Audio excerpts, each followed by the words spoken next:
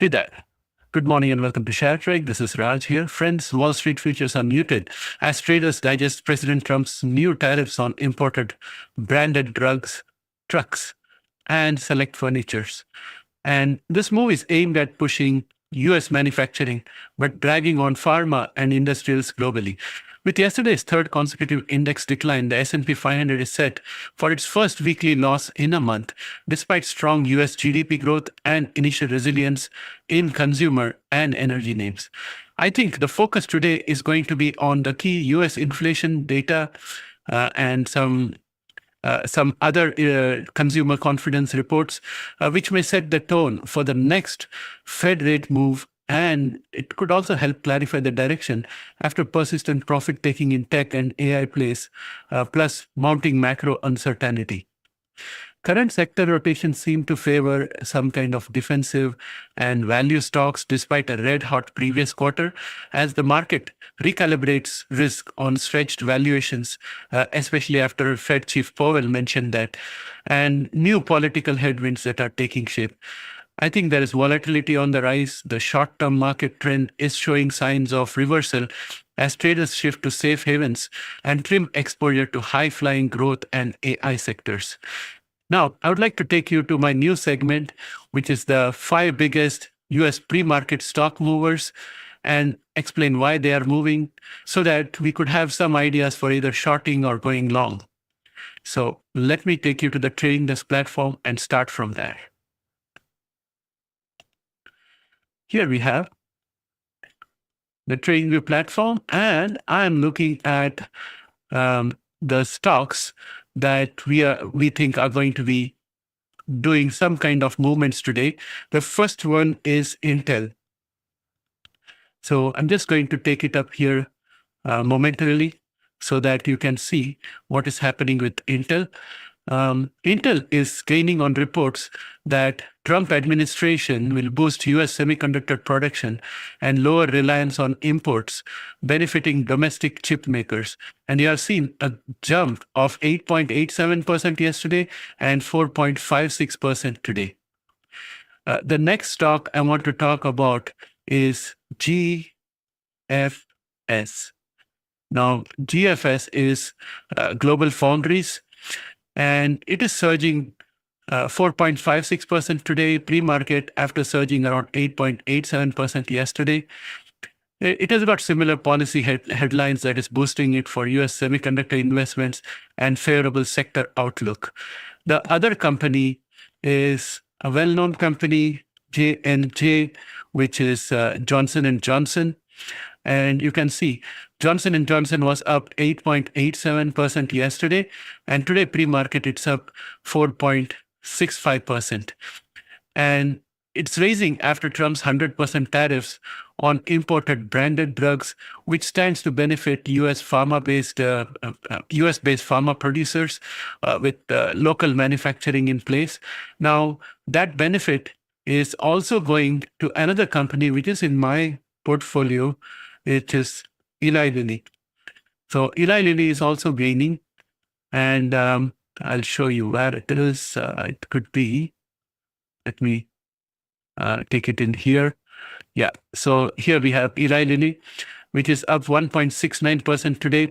It had fallen below the median yesterday, but it's showing a little bit of gain today based on this positive news. Another company that is doing well pre-market is Wayfair. So the ticker symbol is W. And yesterday it had fallen 3.67% due to new tariffs hitting furniture imports, weakening the outlook for retail home goods companies. It's showing a little bit of a jump this morning of 1.60%. Sorry, I'm looking at the wrong one. Here we go. Yeah, it was up 2.46% yesterday, but it has fallen around 2.94%, and this is mainly because of new tariffs hitting furniture imports, weakening the outlook for retail home goods companies. And this problem has been dogging Wayfair for quite a time, quite a while, but it has been on a tear, moving upwards, and it had formed a bull flag, which broke down on the downside. And yesterday it tried to recover a little bit, but This morning, it's being pushed down by the tariff issues. The other company that I would like to look at, which is again slumping, is CNXC, which is Concentric Corporation. And Concentrix Corporation is slumping. It's down almost 22.53% after missing quarterly earnings expectations and lowering its full year outlook. So these sharp moves highlight policy-driven sector swings and earnings surprises as today's key pre-market catalyst, reflecting shifting trends and heightened caution heading into the opening bell. And I would like to show you the futures, S&P 500 futures, and talk about their directions now. And this is our normal segment. I have drawn a diagonal line of support, which tags all the pivot points where the price had either gone down or had bounced off. And that shows us that for today, we could have two levels of support. One could be 6,621.25. and the other is going to be at 6,591.00, depending on how the market responds to economic data that has been released. That will be released at around 8:30 a.m. this morning. And you can see that the market sentiment is starting to drop towards neutral. MACD is already on top of the signal line, ready to become bearish. And momentum has dropped sharply, but it's still above average, and it was a little bit flat this morning. NASDAQ also has the same story. And for NASDAQ, I would say that the support is at 24,491. And right now we are at 24,632.5. It has been fluctuating between positive and negative since I was watching this in the morning. So we don't know how it's going to open. Dollar index is down a little bit, 0.03%. And VIX is elevated. Earlier in the morning, it was up 1.45%, but right now it's at 0.78%. Nevertheless, it's still a little elevated. So unless VIX goes down, I think the market sentiment will be a bit negative. And all of that is likely to change at around 8:30 a.m. this morning when we get the economic data. Gold is still marginally up, trying to break above this diagonal line of resistance. It was pushed down yesterday, and today again it's battling the same resistance. For today, the resistance is 3,767. Right now it's at 3,750. If it breaks above this, then the next resistance is going to be 3,796. And then we are looking at an overall target, which we have fixed at around 3,896.365. I'm still bullish on gold because the economic condition is not as good as it seems. And therefore, gold is going to be the store of value. And also from a risk perspective, with geopolitical realignments and the multipolar world coming up, gold is going to be the only trusted asset because it's got no counterparty. And then we have put-call ratio, which is pretty bullish this morning. And I wouldn't say as bullish as it was before. It's mildly bullish to neutral, I would say. And I think as far as the Canadian 5-year bond is concerned, it's giving up some of those gains in the yields. And we'll see where it goes. Tiff Macklem had a series of press conferences, and you can call it a media blitz, where he reiterated that he stands ready to support the economy and that the economy would need some support. So that media blitz is going to take effect a little bit in the Canadian economy. And now let's go on and have a look at indicators, and let's see what's happening with S&P 500. For today, I would say S&P 500 is going to have a resistance at around 6,674.22. Right now, we're at 6,604.73. The median of this channel, which happens to be at around 6,574.18, is going to be the support for today. Market sentiment is dropping. MACD is ready to cross over to the bearish side. Momentum has dropped significantly, but it's still above average. Same is the story for NASDAQ as well. NASDAQ is going to find very strong support at around 23,941.76. It's going to find a resistance today at 24,500. And if you look at QQQ, it says that the market is going to open positive. It's up 0.13% in pre-market trades, and it's going to get support today at 591.56, and it's going to get resistance today at around 602.36. And then, of course, we got to go and have a look at our AI stocks. In case of NVDA, it's up 0.23%.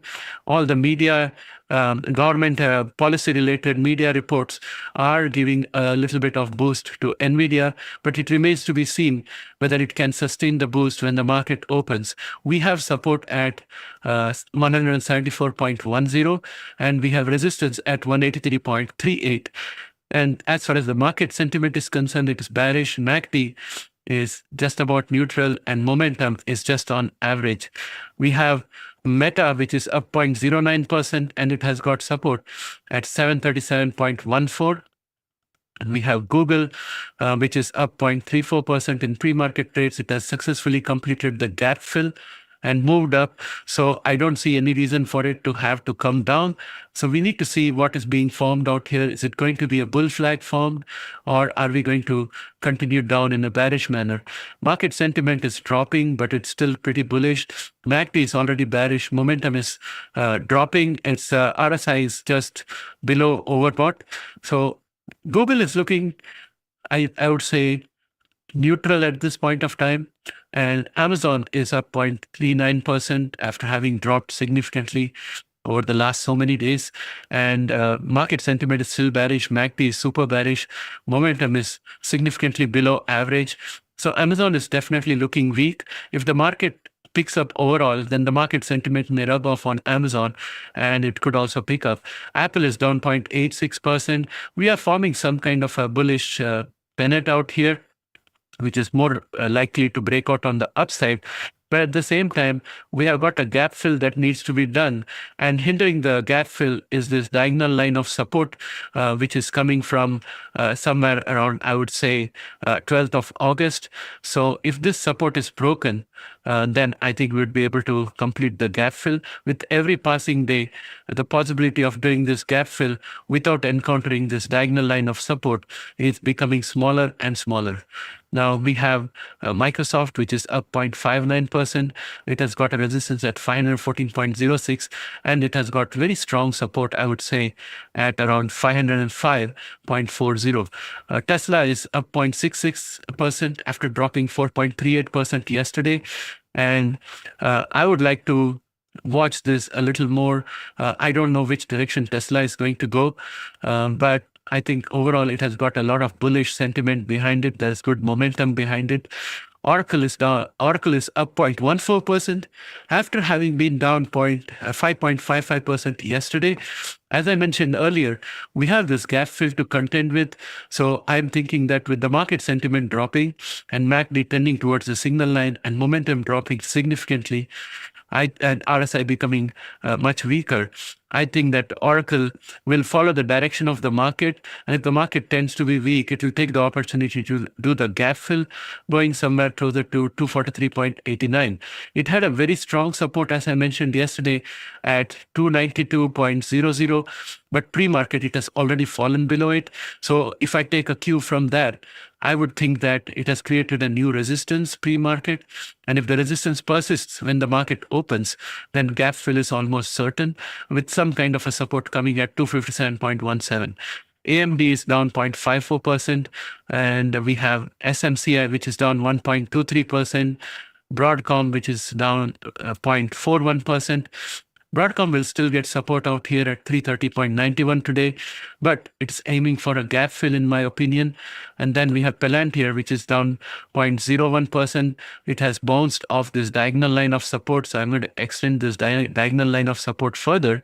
And I would say that for today, we have support at 177.32. SMH, the semiconductor ETF, is up 0.18%, but overall weakness in a whole lot of semiconductor companies is going to weigh on it, especially weakness of AMD. And then we have Tempest AI, which is up 2.03%. It was unable to crack the all-time highs, and it is going to get a bit of resistance around 79.38. Right now we are at 78.90. So if we manage to break the resistance, then I think we have a whole lot of runway on the top. But if we don't break the resistance, I would look at support at 75.92 for today. Let me extend this a little bit. I would say that the support is going to be at around 76.4. APLD, Applied Digital Corporation, is down 0.66%. It has done a gap down, so gap fill is going to be a requirement out here. But I think that it's going to have a resistance at around 23.52. And in terms of support, I don't have any support lines out here except at the very bottom. If I took some time, I could come up with a support line, but I don't have that time, so I'm going to pass that off right now. And let's go on and have a look at our genomic stocks. And genomics are we are looking at Prime, where Prime is bouncing back at 2.68% gain in pre-market session. And I'm thinking that it's going to aim to meet 7.25, which is our long-term bull flag target. And market sentiment is still pretty strong. MACD is still bullish. Momentum is still above average, so I'm still hoping for us to move forward upwards. And I have Intelia, which is down 1.18% in pre-market trades. We had a topping tail here, which hit our resistance at 18.49. It has come down significantly, and it's moving down further. It's going to get a little bit of support, I think, at around 14.76. And we look at Caribou Biosciences, which has no trades pre-market, and Beam, which is down 0.04% in pre-market trades. Altimmune is up 1.28%. It's still going to get support today at around 3.37. Editas is flat in pre-market trades, but it lost 4.15% yesterday, and it bounced off the support at 3.21. This morning it's at 3.23. It will get support at 3.21, failing which it's going to get support somewhere around 2.81. Next, we have Illumina, which is down 0.14%. It has broken down below this minor line of support. We expected yesterday that it would probably stay above that, but it hasn't. So now that has become a minor line of resistance for Illumina. And I think the next support for Illumina is going to come somewhere around $86. Next, we look at CRISPR Therapeutics, which is down 0.48%, well within the regression channel. And it's now going to get support somewhere around 57.21. Then we have Allogene, which is down 0.83% in pre-market trades. It's going to have a resistance at 1.35. And we have Grail, which is down 0.54% in pre-market trades. Still, it's going to get support at around 45.60. PACV is down 0.82% in pre-market trades. It is still getting support at 1.21. Pre-market, it's at 1.21. This is a very critical test for PACV. If it breaks down from here, then I think the next stop is going to be at around 1.09. We have ARCG, which is down 0.19%, and it's at 26.62, and we had a support at 26.64. So this support effectively becomes a resistance. We'll wait for the market open and see what happens. If it opens above this, the support remains. If it opens below that, then I think it could get a support at 26.19 today. And then we are looking at Vertex, which is staging a kind of a comeback, because yesterday it gained 1.39%, and today it's up 0.10% in pre-market trades. Nevertheless, it's going to have resistance. It's going to have a resistance, which is going to be somewhere around 385.37 today. It is a neckline of the double top. And if we break out above that, then we're going to cancel this double top target of 371.46. And I'm looking forward to that. Market sentiment is still bullish. MACD is bearish, but momentum has picked up sharply and it's still below average. So it could go either way. DNA is continuing moving downwards. It's down 0.18%. It is taking this diagonal line of support as a support to bounce off from. It bounced off yesterday. Will it do the same today? The support today is at 10.87. Now, I would like to look at Precision. Precision is up 0.14%. It's still going to get a resistance at 3.64. So I'm going to mark that as a resistance out there. And it has got a support at 3.50 as of yesterday, but already pre-market we are down to 3.49. So I'd like to wait for the market to open up and see what happens. Overall, we have resistance at 3.64 and we have support at 3.06. Then we'd like to look at Eli Lilly, which we saw had gained 1.46%. That's a welcome development. And then we have Ultragenyx, which has got no trades pre-market. It has got resistance at 29.52. So with that, I think I'd like to go to look at currencies. And in currencies, I want to look at Bitcoin. Bitcoin has dropped below the parallel channel, so the resistance for Bitcoin is going to be very strong at around 111,120.79, and it has got a support at 106,613. So that's the range for Bitcoin. And we have Ethereum, which is also following the same route as Bitcoin. And it has improved a little bit. It's up 0.71% today. It could find resistance at 4,174.48, and it will find support at 3,683.98. Solana is also up 0.23% this morning. And we have XRP. XRP has fallen below the bullish pennant, and it's also fallen below the supporting line of the bullish pennant, the horizontal supporting line. And I have a line of support out here, which comes from a long period of time. I would say the earliest would be around 7th of April. That is going to perform the role of support today at around 2.72. Right now we are at 2.72. So it's a very critical point for XRP. If it breaks down below this, I think the next support is going to be around 2.49. So that brings me to an end of today's session. And those who are online, thanks for joining me. If you have any tickers that you want me to talk about, I can do that. Or else I'm going to go and have my breakfast and get ready for the rest of the day. So I wish you guys a very happy weekend. Today is Friday. There'll be option expiries and all that. We'll have a little bit of shenanigans around that. But overall, I wish you a very happy weekend, and I'll catch up with you again in the next one. Please don't forget to watch my weekend editorial. It's going to be interesting, and I want your feedback on that because it has a lot of impact on the biggest financial marketplace in which the whole world trades and in which we also trade. Our portfolio rests there. So watch out for my weekend editorial, which I'm going to release shortly.